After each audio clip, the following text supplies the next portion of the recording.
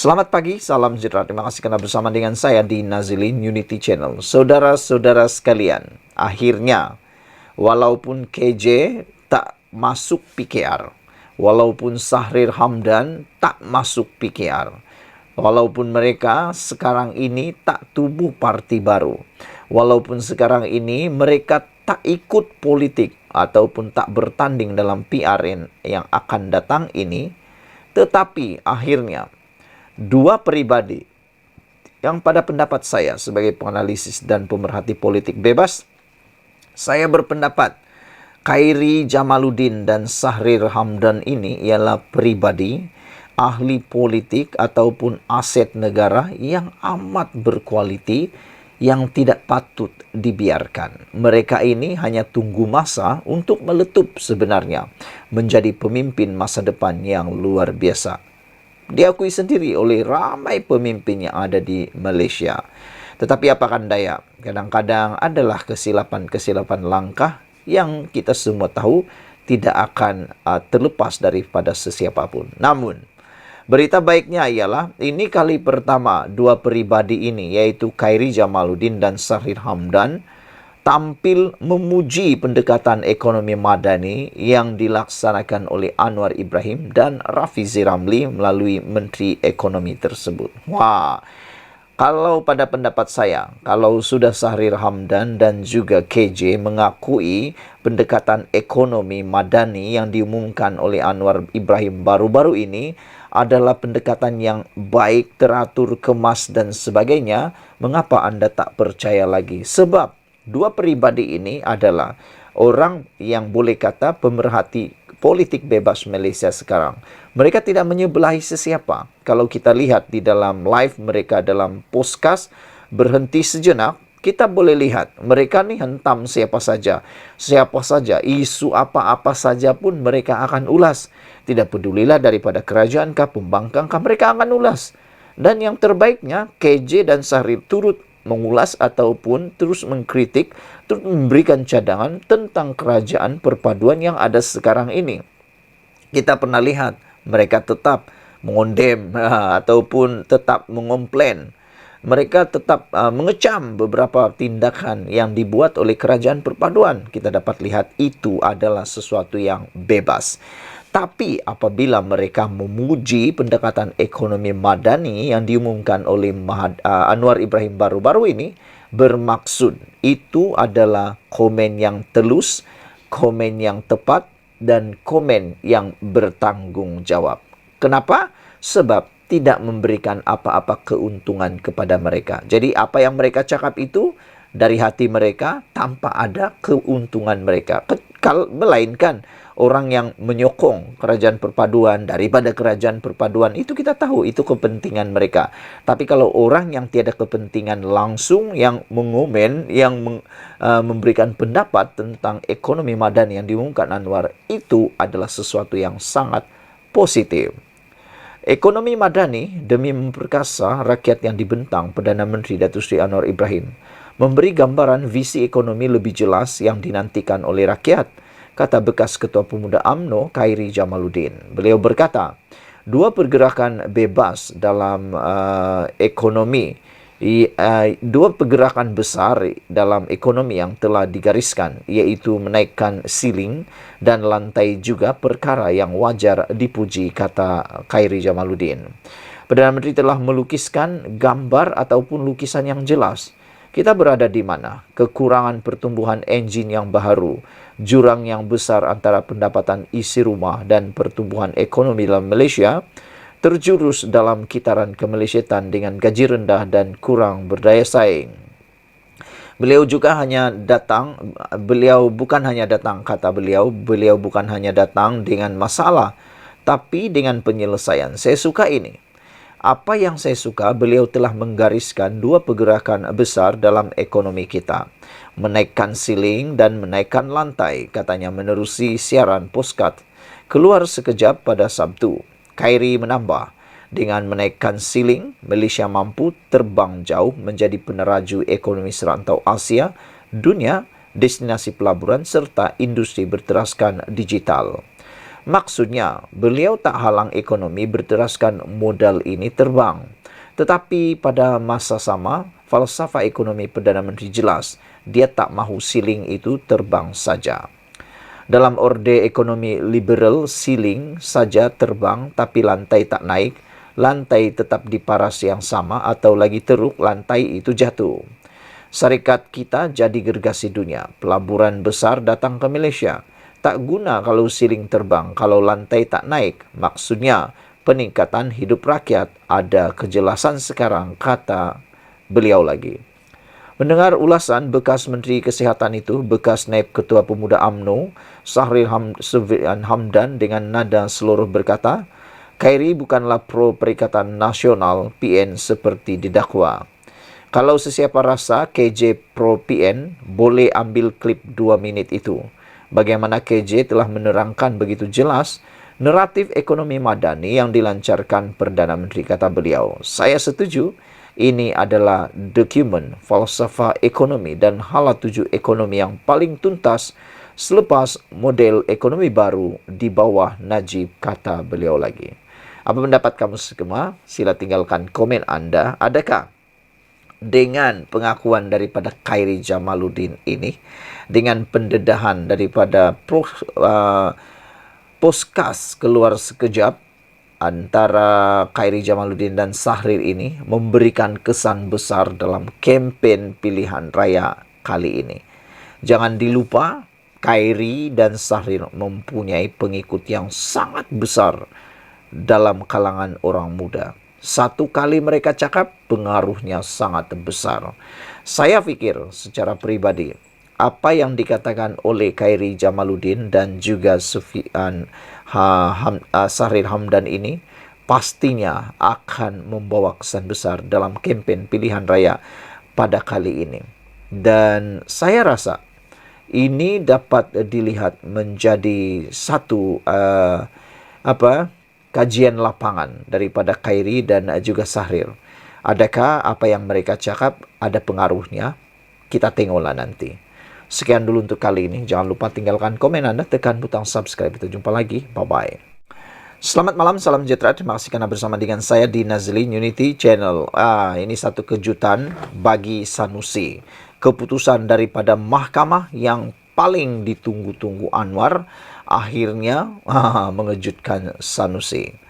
Saudara-saudara sekalian, hari ini daripada Malaysia Kini dipetik sebagai berkata, mahkamah telah pun mengeluarkan larangan supaya Sanusi tidak bercakap soal akhlak Anwar.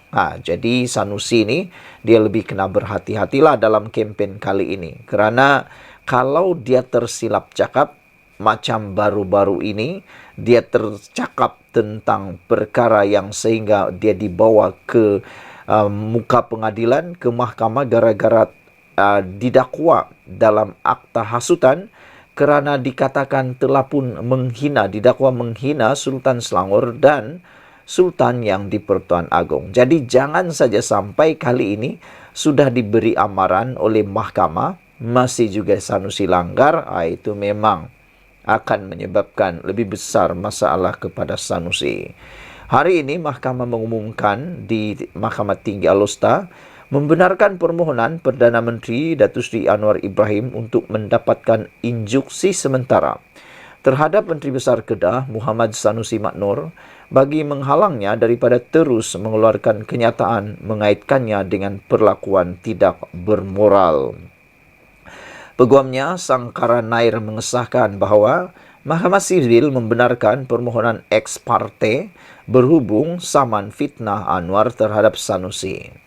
Anwar menyaman Sanusi berhubung ucapannya semasa kempen pilihan raya umum ke-15 di Tambun pada November tahun lalu yang menyebut Planatif sebagai tiada akhlak. Sangkara berkata bahawa perintah yang dikeluarkan semalam adalah sementara menunggu pelupusan kes sivil utama.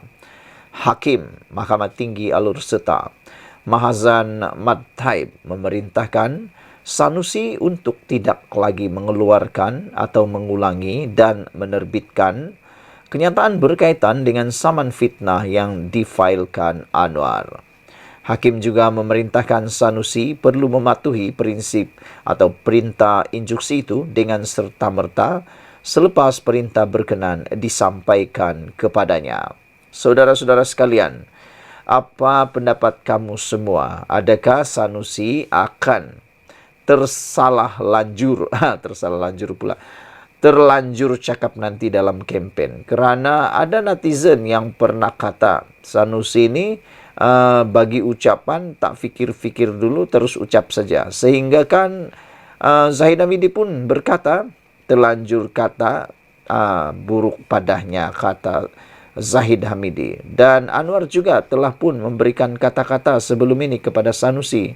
Anwar kata memang nasib, apa boleh buat, nasib Sanusi lah, kata Anwar apabila mengaitkan atau ditanya tentang insiden pendakwaan akta hasutan terhadap Sanusi kerana didakwa menghina Sultan Selangor dan juga Sultan yang di Pertuan Agong. Jadi ini satu perkara yang kita harap Sanusi tidak ulang lagi untuk bercakap tentang soal akhlak Anwar. Kerana kalau tidak, masalah beliau makin akan bertambah dan bertambah. Takut-takut nanti dicakaplah pula itu adalah isu politik. Tapi sebenarnya kesilapan pribadi sendiri. Apa komen kamu sendiri atau apa komen kamu tentang isu kali ini? Mahkamah larang Sanusi cakap soal akhlak Anwar. Adakah Sanusi akan tersilap langkah? Sekian dulu untuk kali ini. Jangan lupa tinggalkan komen Anda. Ikuti terus ulasan selepas ini. Selamat malam, salam sejahtera. Terima kasih karena bersama dengan saya di Nazilin Unity Channel. Saudara-saudara sekalian, sudah lama kita tidak mendengar berita ataupun kabar daripada bekas Perdana Menteri kita yang digelar sebagai keluarga Malaysia, yaitu Ismail Sabri Yaakob. Sejak beliau bukan lagi Perdana Menteri dan tidak memegang apa-apa portfolio di dalam UMNO juga di dalam kerajaan, beliau seakan-akan diam membisu, hilang entah ke mana dan tidak ada berita langsung. Saya sibuk juga mencari data ataupun perkembangan terkini daripada bekas Perdana Menteri kita Ismail Sabri Yaakob ini. Namun demikian, beliau seakan-akan hilang begitu saja.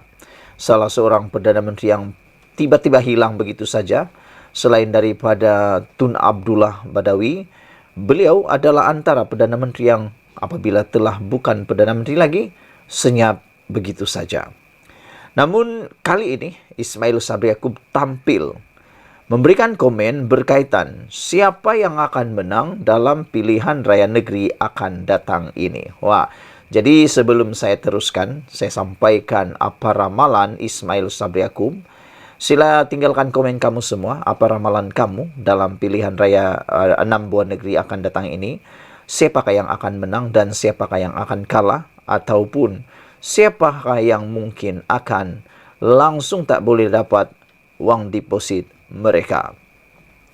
Ini adalah komen daripada Ismail Sabri Yaakob apabila beliau ditanya siapa yang akan menang dalam PRN akan datang ini. Rupa-rupanya Ismail Sabri Yaakob enggan membuat ramalan keputusan PRN ini.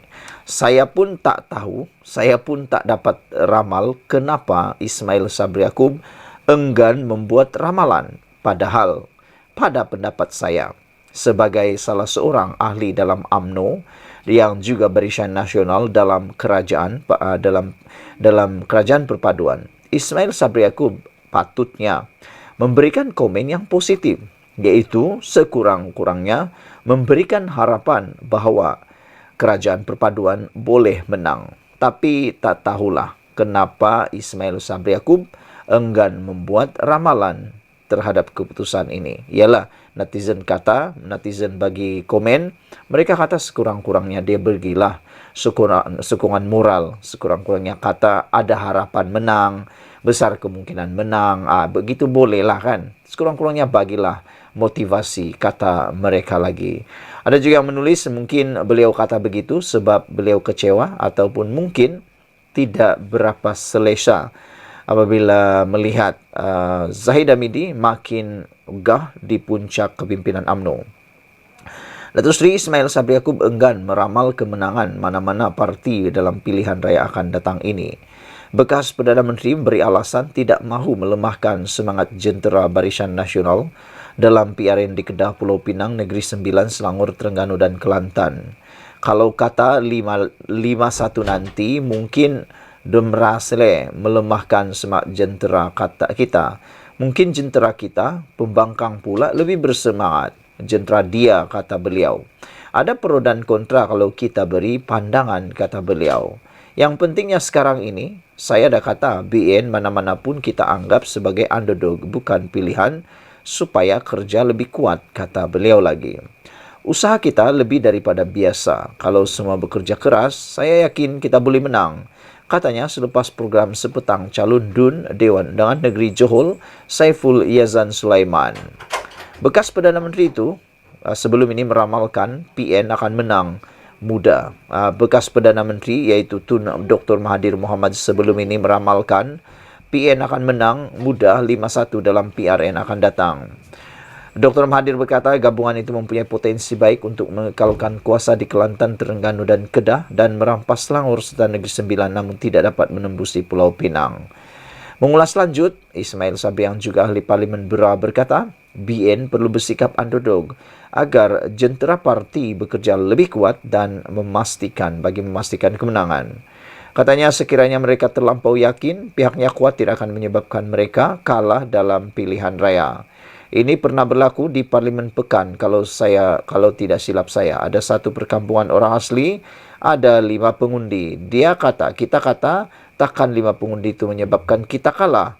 Akhirnya, kita kalah dengan 5 undi. Ini pernah berlaku, kata beliau lagi.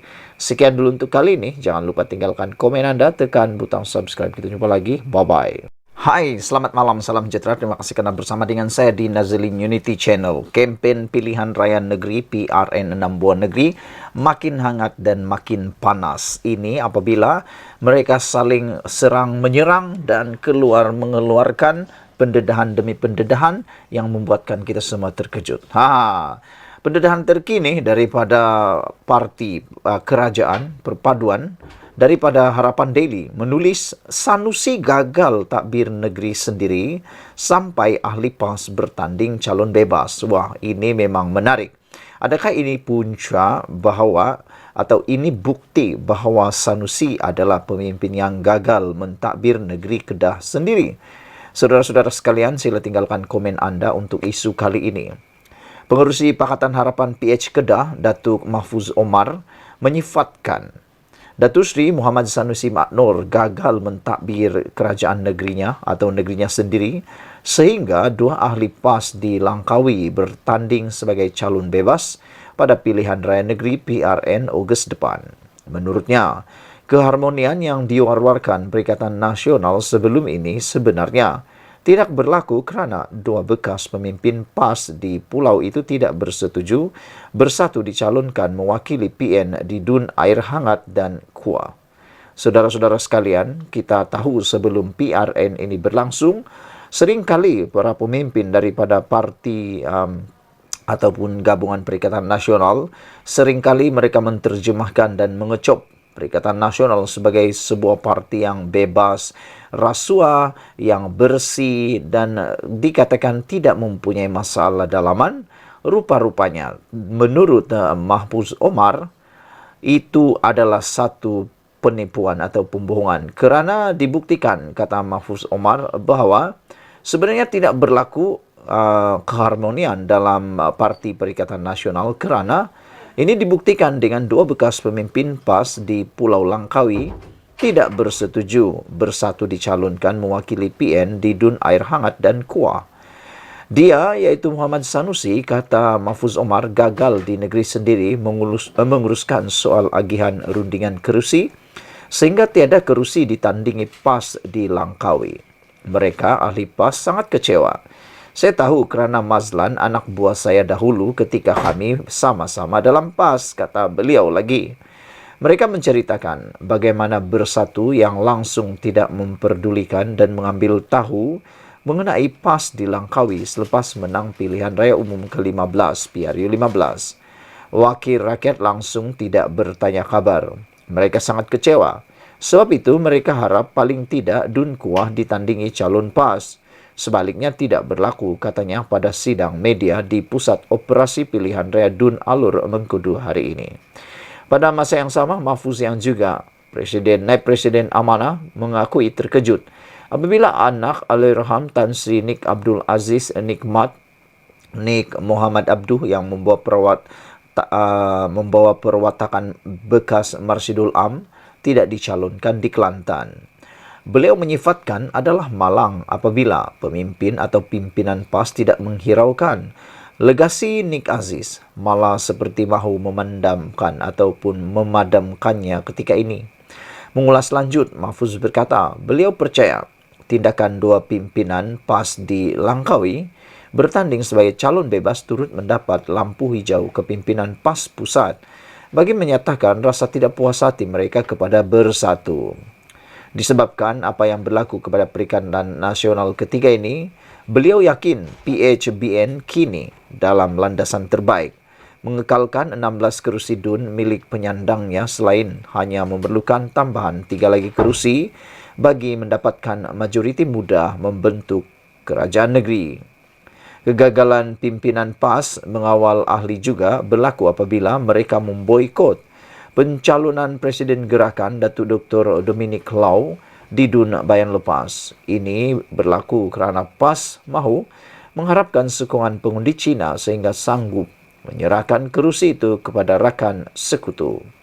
Ini menunjukkan Toh Mahan mengatakan PH ditunggang DAP sebenarnya tidak berlaku. Sebaliknya, Gerakan juga menguasai PN dan menjadi kingmaker apabila meletak syarat tertentu sehingga PAS terpaksa korbankan kerusi kepada parti kecil yang kalah semua kerusi, ujarnya.